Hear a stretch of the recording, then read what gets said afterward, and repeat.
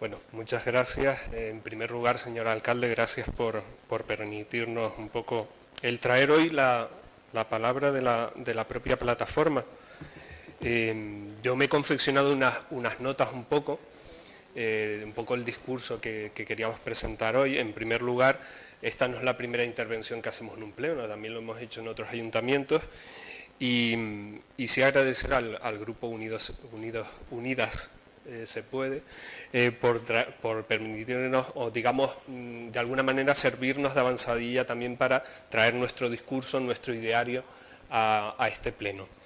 En primer lugar, decir que la plataforma por un nuevo modelo energético es una plataforma ciudadana, es un grupo, digamos, conformado a nivel estatal, del conjunto del Estado. Quizás han destacado dos grupos locales, uno el de Madrid, obviamente, por razones de ser capital del Estado, pero también el de Canarias se ha distinguido especialmente en la lucha, digamos, por la defensa, sobre todo, de las energías renovables, cuestión que no me cabe duda que es algo compartido en general por todos los grupos. Yo creo que ningún partido político se desmarca de este punto de, digamos, de encuentro. Y al mismo tiempo nosotros el 16 de julio del año 2013 nos constituimos formalmente, nos presentamos, digamos, en sociedad, y desde entonces hemos venido trayendo un poco el discurso de las alternativas al nuevo modelo, a un modelo energético como es el actual, y especialmente gravante en el caso de Canarias, ¿no? Nuestro ideario en particular se basa en 4 puntos muy sencillos, y por eso somos tan plurales desde el punto de vista ideológico, pero también desde el punto de vista profesional. Por un lado, porque es lógico, es decir, en primer lugar trabajamos o pensamos que lo ideal es la reducción del consumo energético. Luego abogamos por el ahorro y la eficiencia energética en general en cualquier instalación que utilice energía, pero principalmente a nivel ciudadano. Y eso incluye, desde luego, la edificación como parte fundamental, es decir, el ahorro y la eficiencia en los edificios, del carácter, de la titularidad que sean. Y por otro lado, el conseguir o tener el objetivo de un 100% de energías renovables en un plazo que, de hecho, el propio Gobierno de Canarias ha puesto en papel, que es el año 2050 aproximadamente. Nosotros pensamos que se puede acelerar ese paso, sobre todo por la urgencia que también tenemos de que se combata de verdad el cambio climático, y más que incluso combatirlo, mitigarlo, porque está claro que está, digamos, avanzando más rápido que nuestra legislación y que nuestra sociedad. Y por otro lado, una parte fundamental, es decir, el nuevo modelo energético no sería nuevo ni sería modelo energético si no incluyese la participación ciudadana. Esta parte es fundamental, es decir, siempre hablamos de tecnología, siempre hablamos de que avanzan muchísimo las técnicas, pero lo cierto es que el papel final es el del ciudadano. Es decir, si tenemos unos sistemas muy eficientes que funcionan como robot, pero sin embargo nuestra parte de corresponsabilidad como ciudadanos no funciona, digamos que ahí está nuestra última frontera y nuestra, digamos, de verdad nota de distinción, porque el nuevo modelo energético parece que lo defiende todo el mundo, pero luego en la práctica hay diferencias sustanciales.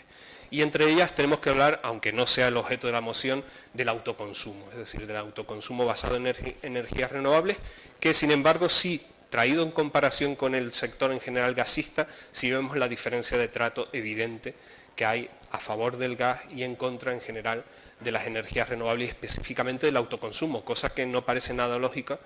que sería trasladar la responsabilidad de generar electricidad en la mayor cantidad posible en las propias edificaciones, y luego ya veremos si nos hace falta consumirla de la red en general, ¿no? Hablando ya propiamente del gas natural, tengamos en cuenta que es un recurso fósil, es decir, no nos engañemos, estamos apostando, si en este caso, sobre todo especialmente entendemos que el Gobierno de Canarias, por la instalación del gas natural en las islas, y que tampoco no contribuye a la reducción de la dependencia energética que tenemos. En todo caso, estamos, como dice un compañero nuestro, diversificando esa dependencia. Hemos pasado de depender exclusivamente del petróleo a otro combustible fósil, pero al fin y al cabo estamos en las mismas cuentas. No lo tenemos en Canarias, no parece previsible que lo vayamos a tener, y tendríamos que traerlo desde fuera, ¿no? Por otro lado, también hay otra parte importante. Cuando se nos habla de emisiones de contaminantes del gas natural, se suele obviar una cosa, y es que no se contempla el ciclo integral de la producción del gas natural, porque las emisiones de verdad del gas natural están en el proceso de extracción en los lugares de origen. Está claro que si lo quemamos aquí en Canarias, que es una de las pretensiones que existe,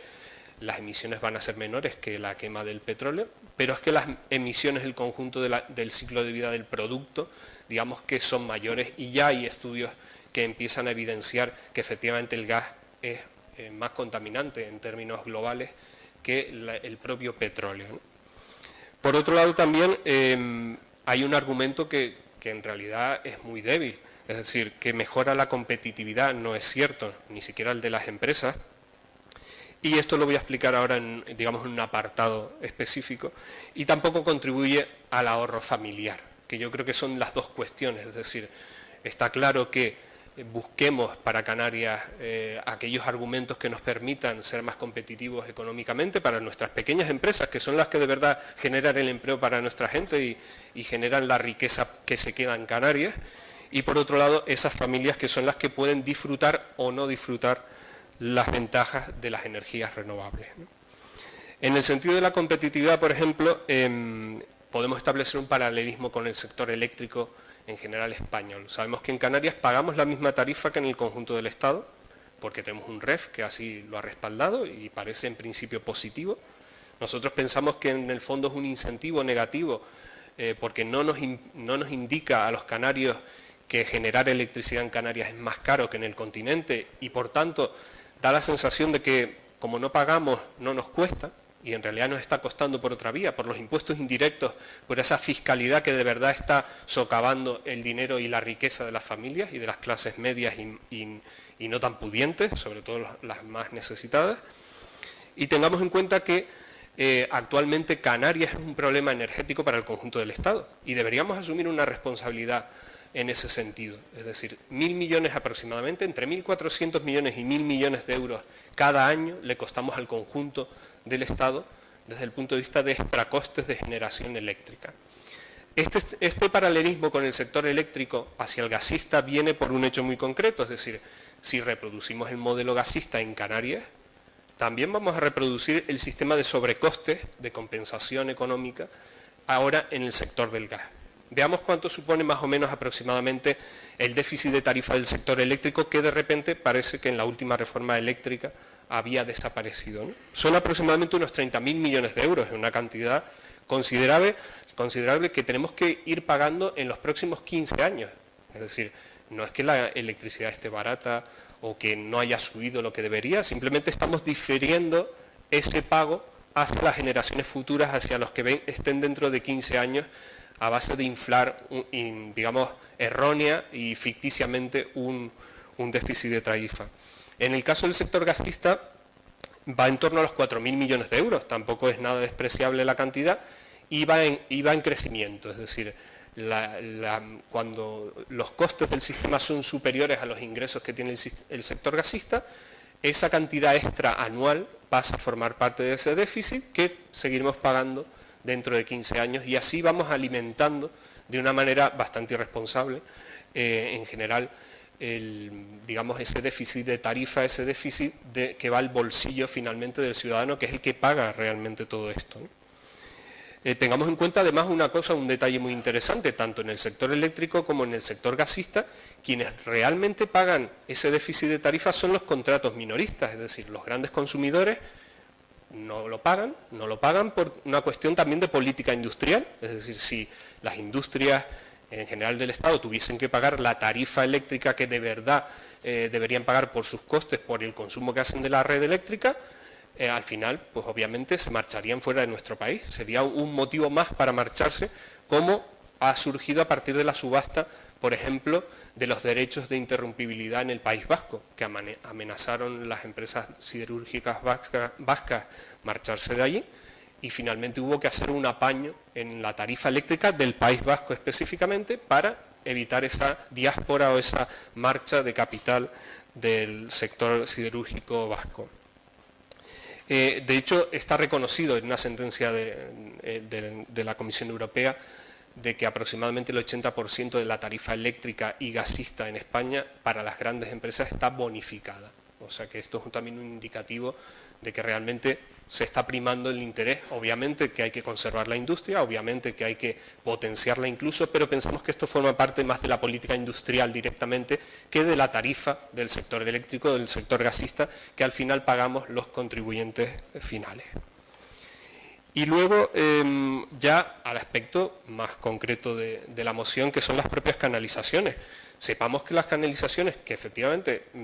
se pueden realizar a través de una autorización de instancias superiores, ¿no?, de Ministerio de Industria, de Consejería, etcétera, hay un sistema regulado para eso, también reciben una subvención, es decir, no pensemos que esto alguien lo instala porque sí, gratuitamente, y nos llevan el gas hasta nuestra vivienda, sino que está subvencionado por el propio Ministerio principalmente. Hay casos en los que incluso hay ayuntamientos que han subvencionado la apertura de calles y la canalización del gas.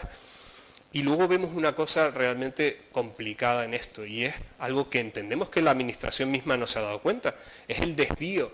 de inversiones, el desvío en el comportamiento de los consumidores a la hora de tener que elegir entre una tecnología y otra. Es decir, por ejemplo, una placa solar térmica para calentar aguas en nuestra vivienda, que supongo que es algo bastante común que cualquiera de ustedes pueda tener en su vivienda, cuesta aproximadamente unos 2.000 euros ya instalada.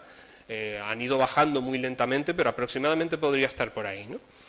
Y sin embargo el gas a lo mejor nos lo ponen en casa por una tarifa módica de entre 15 y 25 euros aproximadamente, dependiendo de nuestro consumo. Obviamente en una familia donde hay dificultades de recursos, plantearse esto entre una elección de 2.000 euros inmediatamente o de 15 todos los meses, aunque a la larga sea económicamente menos inteligente, al final la opción de una familia con dificultades para mantener sus recursos obviamente va a ser por optar por el gas, ¿no? Y en el fondo lo que está haciendo es una elección poco inteligente, pero es una elección hecha, digamos, sobre todo con el bolsillo, ¿no?, pensando en de verdad lo que puedo pagar todos los meses en esas pequeñas cuentas familiares frente a lo que la inteligencia, incluso la inteligencia económica, nos dice, que es apostar por aquello que dura más tiempo, que es más eficiente, que nos permite ser más independientes también energéticamente y que aún, sobre todo en el caso de las pequeñas empresas, les permite un ahorro y liberarse de determinados costes y, digamos, ser en esa línea más competitivos, ¿no? Y eso realmente es un poco lo que nos preocupa, cómo unas canalizaciones promovidas al fin y al cabo, permitidas, auspiciadas, no sé cómo podemos un poco adjetivarlas,